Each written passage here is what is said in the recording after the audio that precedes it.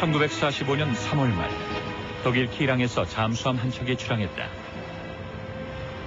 목적지는 일본, 그리고 그 배에는 일본인 장교도 동승해 있었다.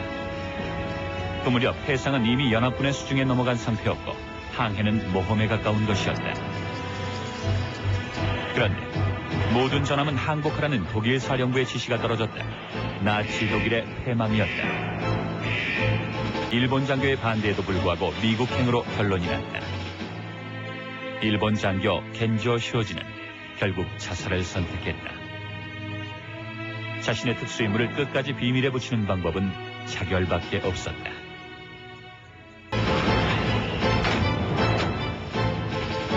(5월) 중순 미국 포츠머드 항에 도착한 잠수함 U-234. 그런데 선체 밑바닥에서 수상한 화물이 발견됐다. 산화 우라늄 560kg. 미국에겐 실로 충격적인 사건이었다.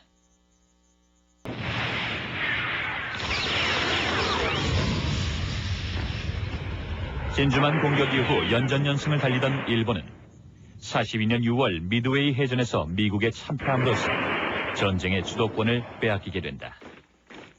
다급해진 일본은 전세를 단번에 역전시킬 비장의 카드가 필요했다. 당시 육군이 제안한 혁명적인 병기는 다름 아닌 원자폭탄. 육군기술연구소의 스즈키 타츠사부로 중전은 원폭 개발이 가능하다는 보고서를 작성한다. 육군의 야스다 장군은 장거리 핵무기를 만들어 미국에 떨어뜨리자는 주장을 했는데요. 최종적으로 도조 히데키 수상이 육군에 지시를 내렸다는 것은 확실합니다. 육군은 당시 물리학계의 최고 권위자인 니시나 요시오 박사에게 원폭 개발을 지시했다. 이리하여 도조 수상의 지휘하에 항공기술본부가 총책임을 맡고 실제 원폭 제조는 니시나 박사가 주도하는 쪽으로 일본 원폭 개발은 그 첫 발을 내딛게 된다.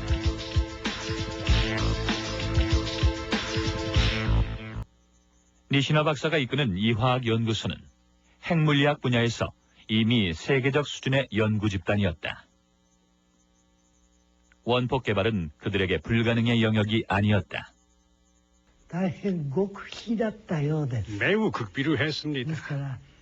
그랬기 때문에 저희가 육군 항공본부에서 니호 연구라고 했는데 니시나 요시오 박사의 첫 글자인 니라는 이름을 따서 니호 연구라고 하고 우라늄이라는 말은 쓰지 말라는 지시를 받았습니다.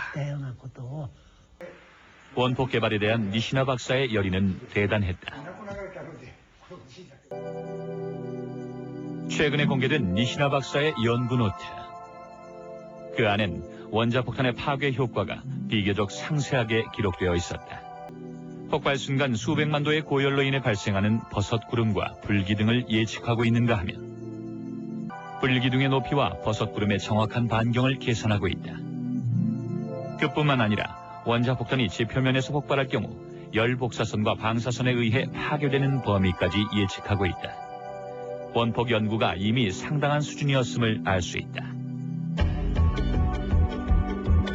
원폭 제조에 있어서 가장 큰 관건은 천연 우라늄에서 핵 분열을 일으키는 우라늄 235를 분리해내는 일이다.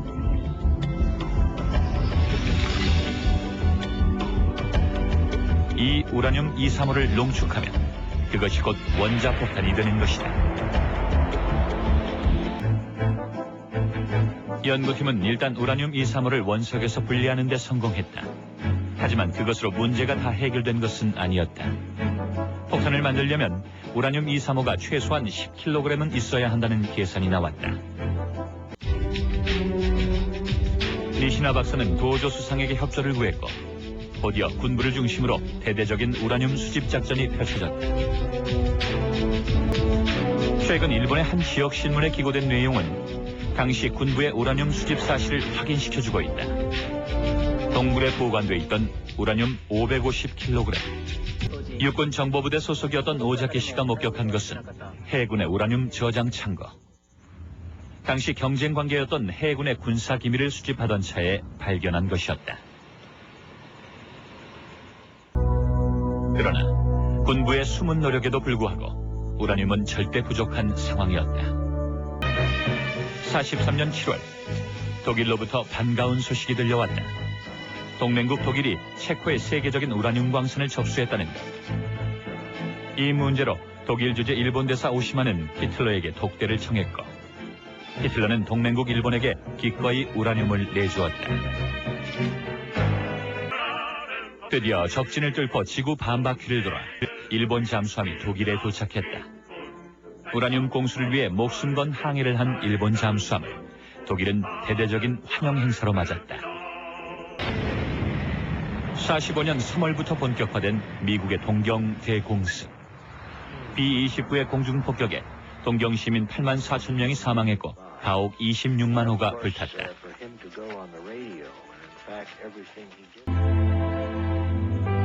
원폭 개발의 주요 거점이었던 이화학연구소의 핵심 연구시설인 우라늄 분리기가 파괴된 것이었다. 우라늄이 없어서 일본은 포기를 했습니다. 그런데 도쿄에서 4시간 거리에 있는 이시가와 마을에서 취재진은 이상한 점을 발견했다.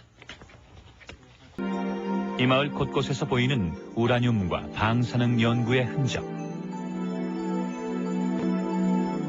45년 4월에 동경 이화학연구소의 우라늄 정년 시설이 이곳으로 왔습니다.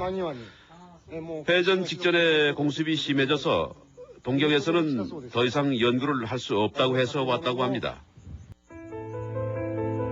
동경 공습 후 이곳에 모인 사람들은 이화학연구소에서 우라늄을 담당했던 사카모리 연구실 소속 연구원들이었다. 1947년 작성된 연합군 사령부의 정보 보고서. 기밀로 처리된 그 보고서에는 2차 대전 당시 일본이 한반도의 흥남에서 원자폭탄을 개발했다는 사실이 기록돼 있었다. 1940년대 흥남의 규모는 총 부지 600만 평, 총업원수 4만 5천여 명에 이르렀다. 세계적으로도 그 유래를 찾을 수 없을 만큼의 대단히 공업단지였다. 대규모 공장 조성이 가능했던 가장 큰 요인은 풍부한 전력이었다. 이는 당시 일본 전체에서 사용한 전력의 절반이 넘는 엄청난 양이었다. 전기는 원폭 개발에 있어서도 필수 조건이었다. 그리고 니시나는 그 적지로 조선 땅을 지목하고 있다. 우라늄 광산이라는 인접 조건은 원폭 개발의 매력적인 요소가 될 수 있었다. 더구나 40년대 흥남은 일본 군수 산업의 메카나 다름없었다. 흥남에서는 이러한 일반 무기 외에도 최신형 무기를 개발하는 NZ 프로젝트를 진행하고 있었다.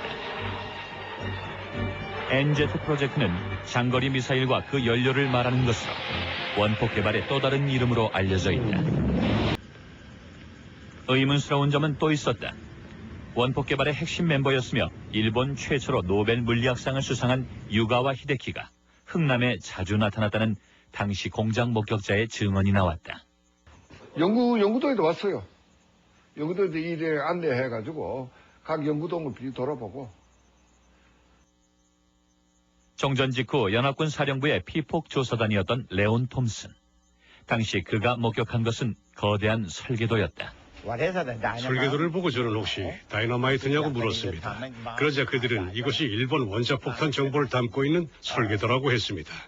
제가 이것들이 작동되느냐고 했더니 미국 원자폭탄 성능만큼이나 제대로 작동된다고 했습니다.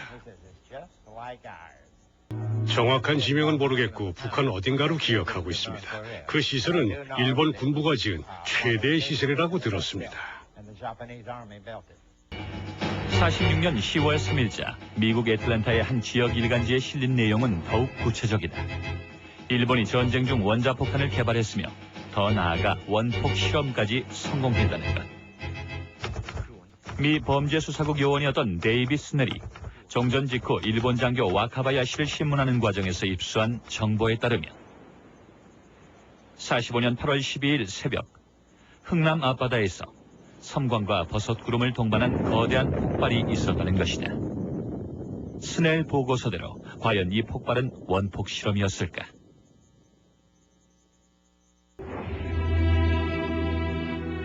또 한 가지 주목할 만한 사실은 미국 역시 45년 당시 흥남을 예의주시하고 있었다는 것이다. 45년 2월부터 미국은 수차례에 걸쳐 흥남 일대를 정찰했고 주요 공격 목표물의 사진까지 확보해 놓은 상태였다. 한국전쟁이 발발하면서 흥남이 소련과 북한의 수중에 넘어갔다고 판단한 미국은 미련 없이 흥남 파괴 작전에 돌입했다. 굿세어라 금수나라는 노래로 더욱 유명해진 흥남 철수의 이면에 일본의 원폭 개발이라는 숨겨진 역사가 있다는 사실을 아는 이는 많지 않다. 미군의 융단 폭격으로 흥남은 초토화되었고 흥남에서의 원폭 개발 의혹은 잿더미 속에 묻혀버렸다. 기구를 이용한 소위 폭탄 발사. 이 기상천외한 발명 역시 일본의 원폭 개발을 맨 처음 제안한 육군기술연구소의 작품이었다. 일본은 미국 본토 공격의 일환으로 풍선 폭탄을 고안해낸 것이다. 일찍이 일본은 태평양 상공에서 불고 있는 강력한 공기의 흐름을 간파했다. 오늘날 제트 기류라 불리는 이 기류를 타고 소위탄을 매단 지름 10m의 풍선은 3일 만에 미 본토에 다다를 수 있었다. 오레곤주에서는 소풍 나온 일가족 6명이 목숨을 잃는 사고까지 있었다. 이들은 2차 대전 중 미국 본토에서 발생한 처음이자 마지막 희생자였다.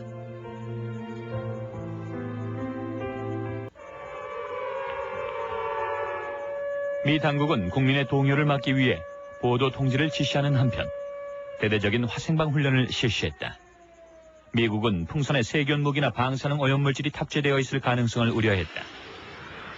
더구나 미국은 44년 필리핀 전쟁과 45년 오키나와 전투에서 일본 최고의 무기 가미가제의 위력을 이미 실감한 후였다.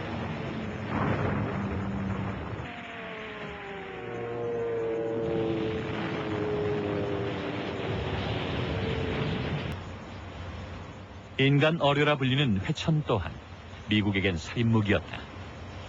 만일 일본이 원자폭탄을 개발해 가미가제나 회천에 장착한다면 미국으로서는 가장 끔찍한 시나리오와 직면하게 될 터였다. 일본이 노린 마지막 카드였다. 미국은 다급해졌다. 원폭 개발은 화급을 다투는 문제가 되었고 정부는 원폭 개발에 모든 지원을 아끼지 않았다. 마침내 45년 7월 뉴멕시코주의 사막에서 원폭 실험이 성공을 거두게 된다. 자신감을 회복한 미국은 즉시 일본의 항복을 촉구한다.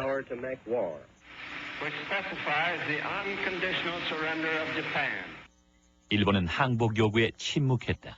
8월 14일 대본영 지하참호 마지막 어전회의에서도 도조 수상과 군부는 항복 반대와 결사항전의 뜻을 굽히지 않았다. 원자폭탄 개발을 주도했던 그들이 끝까지 전쟁을 포기하지 않았던 이유는 무엇이었을까? 혹시 그들은 원자폭탄의 완성을 기다렸던 것이 아닐까? 최초로 원자폭탄 개발 보고서를 작성했던 육군기술연구소의 스즈키는 전후 한 잡지에 그런 군부의 아쉬운 속내를 토로하고 있다. 결국 항복 시기를 놓친 일본은 미국의 원자폭탄 공격을 받게 된다.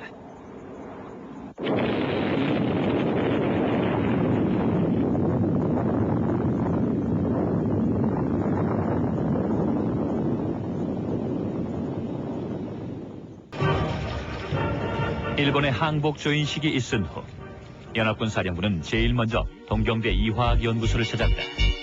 원폭 개발에 사용된 입자 가속기 때문이었다. 연구 목적이라는 니시나의 설명에도 불구하고 입자 가속기는 분리 해체되었다. 그리고 동경만 앞바다에 수장되는 비운의 결말을 맞았다.